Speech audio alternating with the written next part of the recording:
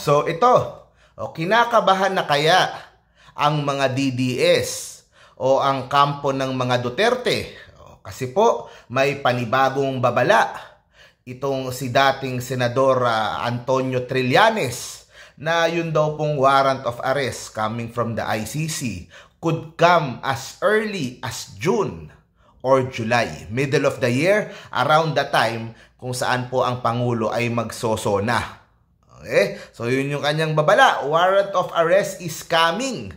Okay? So sa kanyang sagot, sa kanyang interview, ang sinabi po niya, late second quarter lalabas yung warrant, so pwede na nating stretch yan.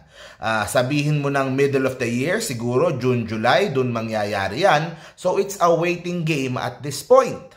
Itong warrant of arrest would come in batches. The first batch, isa lang, si Duterte lang, the father. Tapos second batch na yung mga ibang principal actors.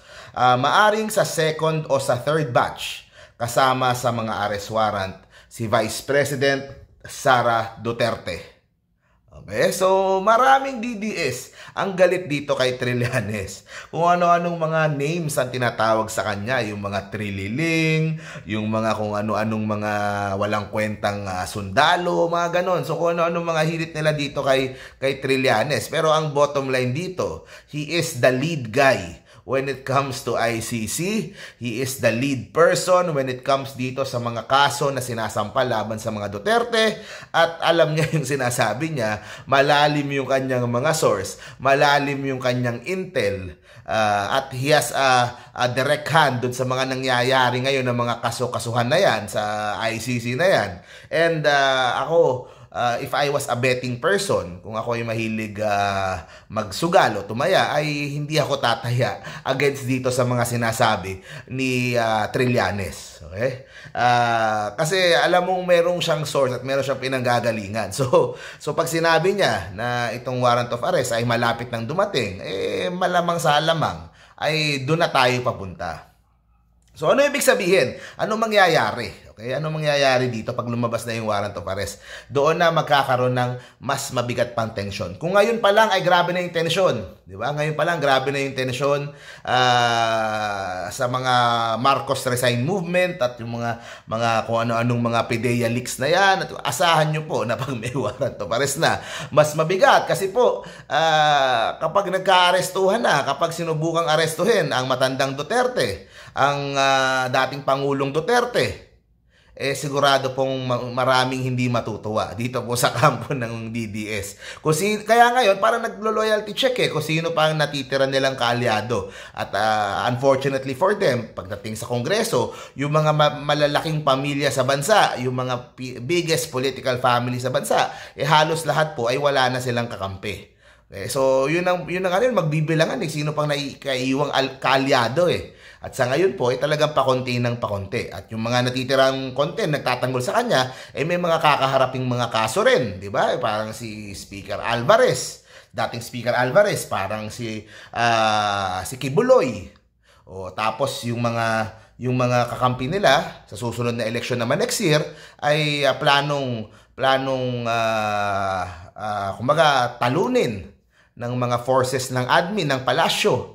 Kaya po ang battle plan ng administrasyon, nakikita ko behind the scenes, ay total wipe out nito pong kampo ng mga Duterte. Ako when it comes sa support ng tao, marami pa rin namang support itong mga DDS na to. I would not deny that. Marami pa rin ang may gusto kay Duterte, marami pa rin yung kanyang Duterte brand of kung ano man yon. Maraming fans pa kahit kay Sara, marami pang fans pa. Pero ang bottom line dito ay ang layo pa Marcos is still in power for 4 years. Will they survive? Will they have enough resources or enough allies or enough willpower to na malagpasan itong mga barrage of attacks sa kanilang grupo, sa kanilang kampo. Kasi po sila din naman tong makulit. Sila din naman itong nagsisimulan ng destabilisasyon, di ba? Actually, kung meron mang plano yung administrasyon para dito na itong sa mga ICC na yan at yung sa mga yan naman po ay malamang nagugat din dahil nung natunagan nila na planong manggulo ng mga Duterte at planong mag-destabilize at planong alasin sa pwesto si PBBM, diba? Doon naman, tingin ko doon naman ano yun kung meron mang plano ang taga-admin para ma-wipe out itong mga Duterte. Mga Duterte din naman ang hindi makapaghintay ng 2028 para makaupo si Sara. Talagang ngayon nga ay naka-in motion na yung kanilang mga moves. Kumbaga, alam nyo, yung mga moves na yan, na mga Marcos resign na yan, yung mga leaks na yan, at yung mga kung ano na yan, hindi naman yan mapaplano ng isang buwan. Kadalasan po nakalatag po yan ng matagal. Taon yan pinaplano. At ang execution ngayon, after 2 years ni PBBM. Malamang natunugan ni PBBM, pati yung mga paggapang sa mga general, paggapang sa mga military officers, di ba? Maririnig mo kung ganyan ang gusto nyo laro, di ba? Sa akin, aawayin nyo kami, buti sana kung napakalinis ninyo, marami rin kayong mga pending na kaso, pasensyahan tayo. Parang ganun yung lumalabas between admin at itong DDS at itong sa ICC. Ako, I wouldn't bet against Trillanes. Okay? I wouldn't bet against Trillanes. Kasi malalim ang source niyan. Alam niya sinasabi. Magalit kayo kung sa magalit, pero Trillanes is out for blood. Okay? Talagang laban kung laban ito, di ba?